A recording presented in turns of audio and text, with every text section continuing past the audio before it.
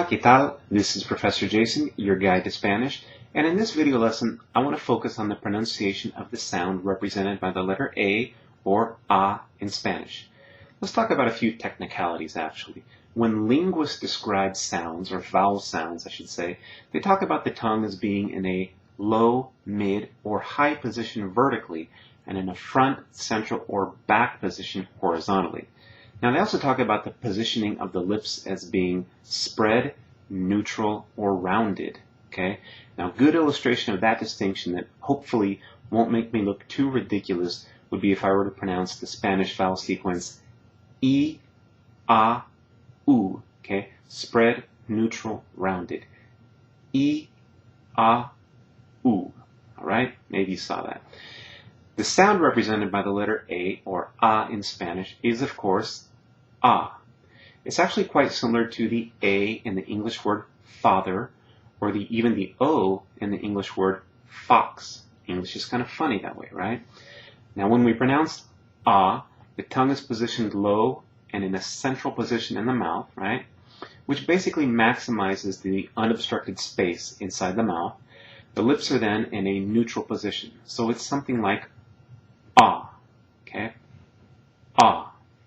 Now keep in mind also that, like other vowel sounds in Spanish, the pronunciation of ah tends to be fairly tense or crisp sounding, okay?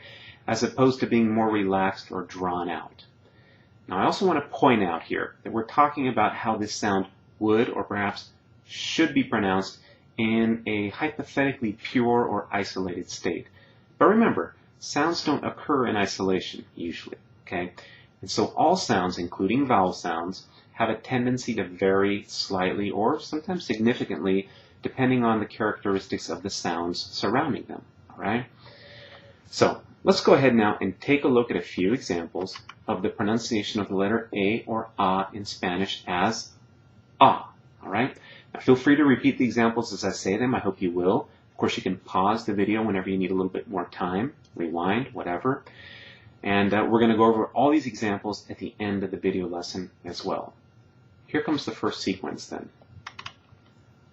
Hasta, hasta. Mañana, mañana. Mariana, Mariana. In a phrase, hasta mañana, Mariana. Hasta mañana, Mariana. Okay? Second sequence. Águila, águila.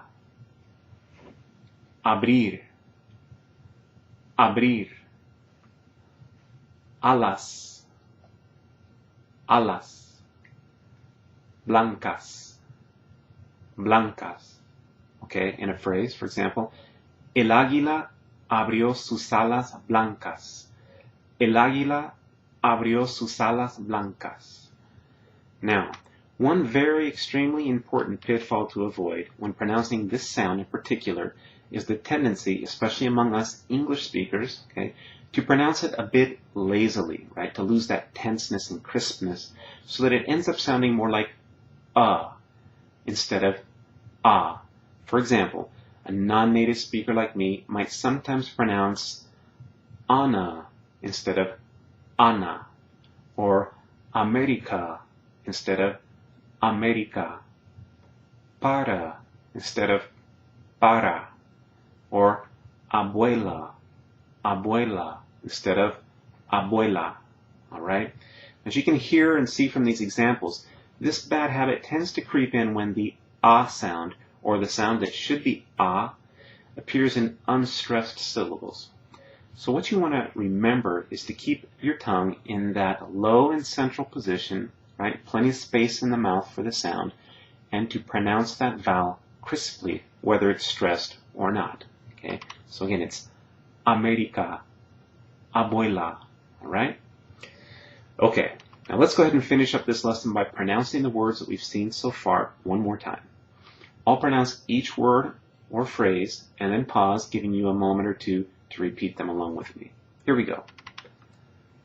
Hasta, mañana, Mariana. Hasta mañana, Mariana. Hasta mañana, Mariana. Okay? Second set. Águila, abrir, alas, blancas. El águila abrió sus alas blancas. El águila abrió sus alas blancas. All right? And then back to that final set that we saw just a moment ago. Ana, América, para, abuela. Ana viajó a Sudamérica para visitar a su abuela. Ana viajó a Sudamérica para visitar a su abuela. All right? Okay, I hope that you found this explanation and these examples to be helpful. As always, I welcome your comments, questions, and suggestions. This is actually the first in a series of video lessons in which I'm going to try to cover all or most of the sounds represented by each of the letters in the Spanish alphabet. So, of course, I hope you'll join me for the next one. All right? Until then, this has been your guide to Spanish, Professor Jason. Hasta pronto. Ciao.